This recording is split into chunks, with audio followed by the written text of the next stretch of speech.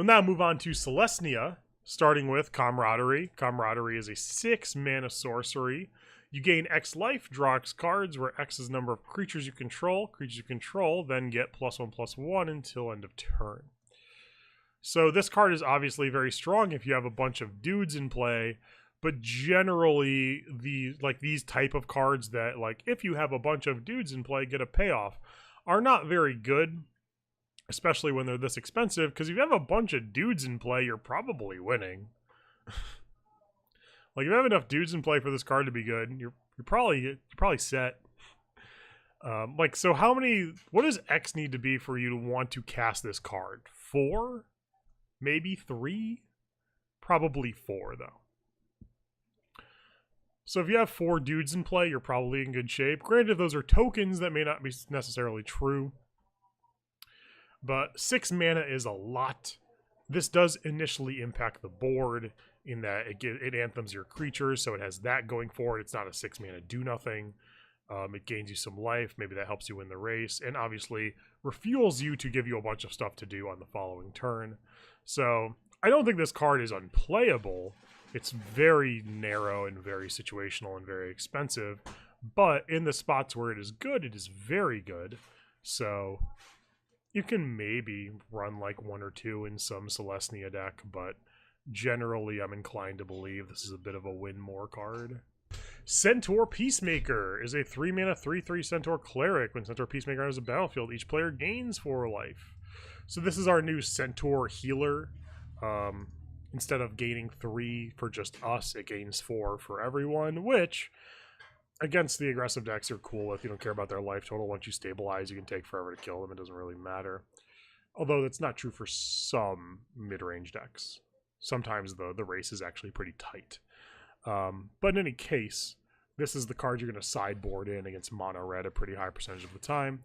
It's going to be decent against them. Yeah, that's kind of the whole thing. We may not need to go to this card in the sideboard because of another card we'll get to in a second that you're going to be running in your main deck.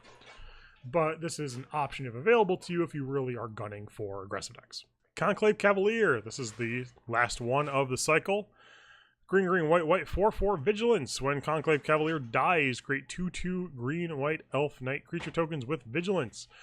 In a world where we are trading creatures and using non-exile removal, this card is incredibly powerful. The question is that the world this card is going to exist in, we've already seen Lava Coil makes this card not have text. Necrotic Wound is going to be able to kill it profitably a lot. Vraska's Contempt may be a premier spell in the format.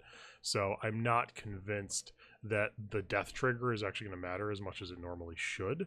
But if we are in a format where the death trigger does matter, then this card's bananas.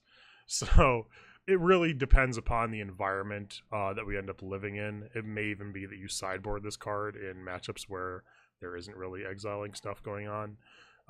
It's just like a 4/4 Vigilance that's fine, and it's resilient to removal. It just, again, depends upon what's the removal in the format. If it doesn't exile that frequently, this card's great. If it does, this card's a 4/4. Conclave Guildmage. This is the Selesnya Guildmage. It's also unplayable. I don't want to talk about it. Amara, Soul of the Accord. This card is much more playable. Green, white, 2/2. Legendary Elf. Whenever Amara, Soul of the Accord, becomes tapped, create a 1/1 white soldier creature token with lifelink. So this obviously gets to create the token. If you convoke it, you do not necessarily need to attack. So this is a card you can play on turn 2.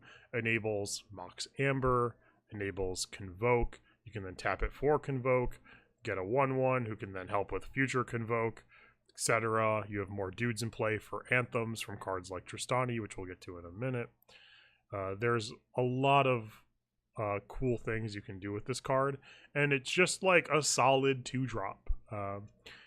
The one thing I see being a bit of an obstruction to this card is a 2/2 may not be able to attack profitably for very long, given the number of 2/3s and stuff we have seen. That may cut into this card's ability to just continually make 1/1s, but you can mitigate that by running a fair number of Convoke cards, and then it doesn't matter that this can't attack, and you just like keep convoking it and making your 1/1s that way. And if you're doing that, that's pretty powerful. So I do think Amara will show up. Of quite a bit in Selesnya. Like, it's definitely one of their best 2-drops, if not their just best 2-drop. So it's kind of what they're stuck with, and I do think it actually is very good. All right, here we go. This is probably top 5 card in the set. Knight of Autumn. This is a colorless green-white 2/1 Dryad Knight. When Knight of Autumn enters the battlefield, choose one. Put 2 1/1 counters on it, destroy an artifact or enchantment, or gain 4 life. So this card gives you an incredible amount of flexibility in dealing with various situations and kind of lets you not have to sideboard things you would normally have to sideboard, or just get additional redundancy when you're sideboarding and gain even more equity in those matchups.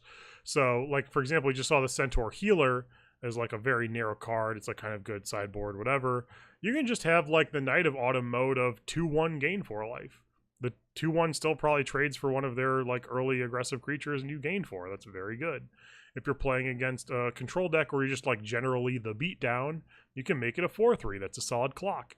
If there's a problematic enchantment or artifact, you can deal with that too. There's just like a lot of free roll enchantment and artifact removal in the set. Mainly this card being one of the more premier examples. This and Assassin's Trophy are the 2 main ones that are really oppressive towards enchantments. Keep that in mind when you're building your decks that have sweet enchantments. So the flexibility on this card is insane. All the modes are reasonable. They're like kind of a bit below rate on some of them, but not really actually. Like, one of the modes is just straight up Reclamation Sage, which is a card we played a bunch. The other one is most of a Kitchen Finks. It's kind of most of a Kitchen Finks. And then just a 4/3 to clock people if you want to do that. So yeah, this is like one of the main reasons to be in Selesnya. One of like a reason to splash white or green if you're in an off color. Like, card is great. Join Shields is a 5-minute instant. Untap all creatures you control. They gain hexproof and indestructible until end of turn. This is a little bit too expensive for this effect. Like, this effect has existed at like 2 mana and been unplayable. So I'm not really interested in spending that much mana for an effect that narrow. It's not really what I'm here for. Ledev Champion is a 3-mana 2/2. Whenever Ledev Champion attacks, you may tap any number of untapped creatures you control. Ledev Champion gets +1/+1 until end of turn for each creature tapped this way. And you can pay 5 mana to make a 1/1 Knight with lifelink. So my inclination is this card. There are better options, as we just saw at 3. There's some good competition in Selesnya at 3. This does enable Amara. Like, you can play Amaria, then play Ledev Champion, tap it, so Amaria doesn't have to risk herself in combat. That's kind of an upside, but in general, I think there's better like Convoke or tap cards than this thing. The amount of things you need to have in play for this to have a profitable attack is a lot, and if you have a lot, you can just like attack with those things. So not really here for Ledev Champion. March of the Multitudes is the Selesnya Mythic.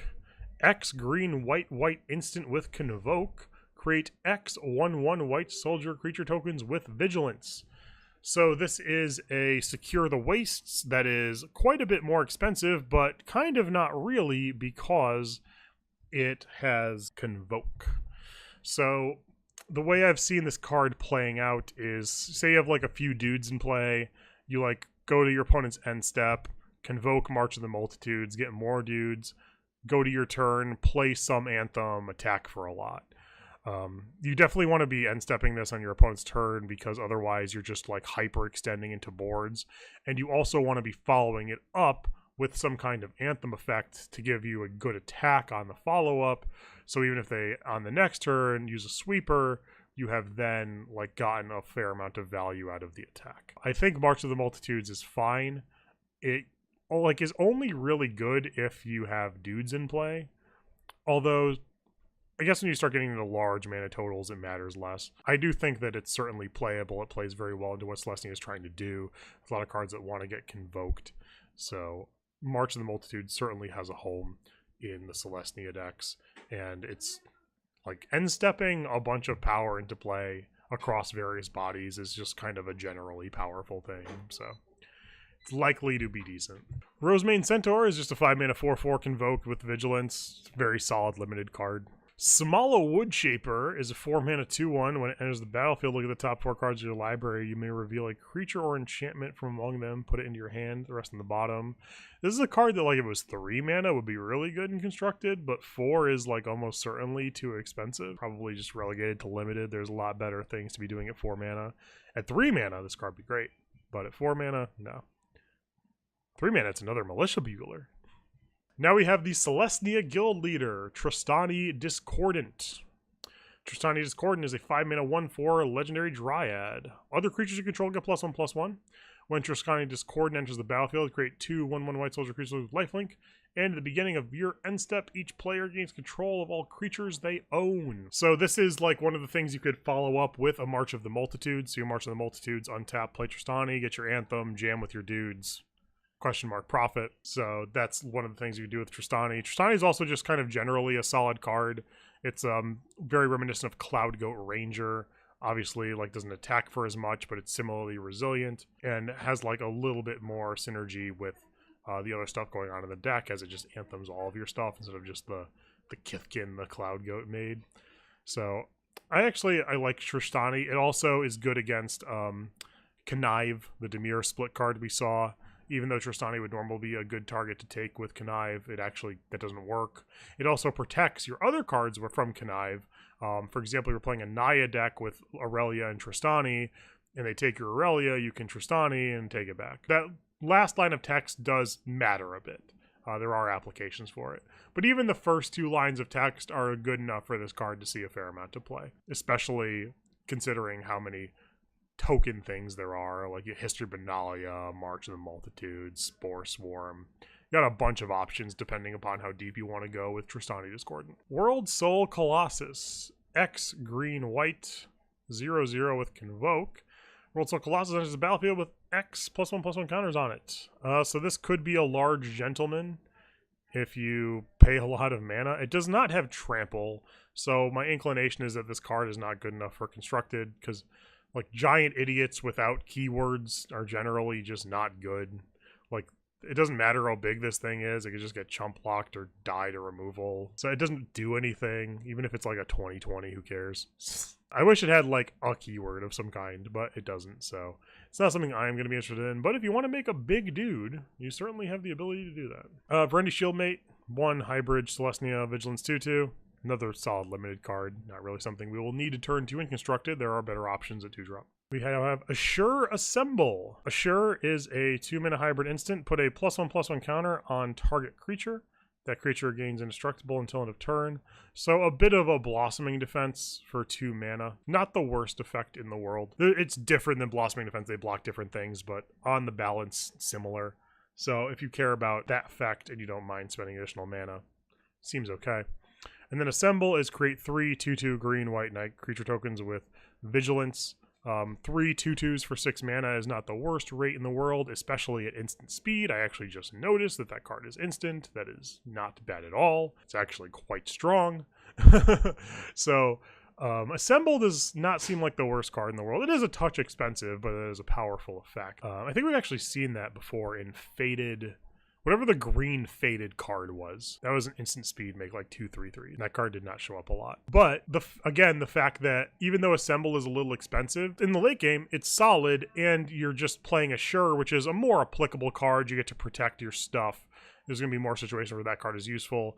Again, split cards let you like have 2 narrow cards by their powers combined. You'll have scenarios commonly pop up where one of the 2 is useful.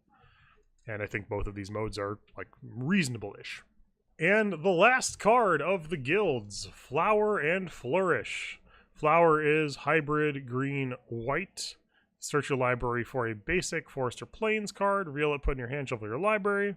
So it's like an Attune with Aether / Traverse the Ubermold type effect. And then you could view Flourish as the upside. Flourish is a 6-mana sorcery. Creatures you control get +2/+2 until end of turn. This card is actually pretty cool. We've seen how cards like Attune with Aether and Traverse the Ubermold let you really cheat on lands. You can go down to like 21 or 22. And this card lets you do a similar thing, and you can still insulate yourself from Flood in the respect that in the late game you would just use Flourish. Now, It is unclear how good Flourish is. 6 mana is really a lot to pay for an overrun, especially only a +2/+2 overrun that doesn't give keywords. So Flourish is kind of a bad card, but Flower is like just a solid enabler that we've seen have precedent in the past. And you're mainly free rolling Flourish, and even when like the narrow situations where it comes up, generally going to be like okay. So if you're in the business of playing Flower, like don't worry about Flourish. Just ask, do you want to play Flower? And if you want to play Flower, then play Flower, and you get Flourish for free. You're not playing this card for Flourish. It's just, do you want to play Flower? Yeah, I want to play Flower. Okay, cool, you get Flourish for free. That's pretty much the calculus on this. You're not really playing it for Flourish. Now we will close out the review with some artifacts. I'll show Boros Locket here. There's one of these for every guild. All of the color combinations is the same template, 3 mana, can add 1 mana of each of the guild's colors, and can spend 4 of the hybrid guild mana to sacrifice to draw 2 cards. All of the lockets are the same thing. I think that these do have the potential to show up in Constructed, depending upon how much the various decks value their 5-drops, how much they really want to ramp, if there's any other synergies with artifacts, etc. It's generally just going to be the best ramp spell you have access to are these lockets, because of the fact that you can just draw 2 off them in the late game when they're not good anymore. And they still do ramp you. They have haste. If you have 1 mana spells, you can use them in the same turn. That's kind of a big game, especially for the red ones is in Boros. There's a lot of 1 mana spells for those factions. So I would not be shocked to see the lockets enabling some stuff in Constructed. Mainly meant for limited, but they'll pop up. They're not going to be like mainstays or whatever, but lockets will pop up from now and then. Then we actually have a rare artifact in Chamber Sentry. Chamber Sentry is an X mana 0/0.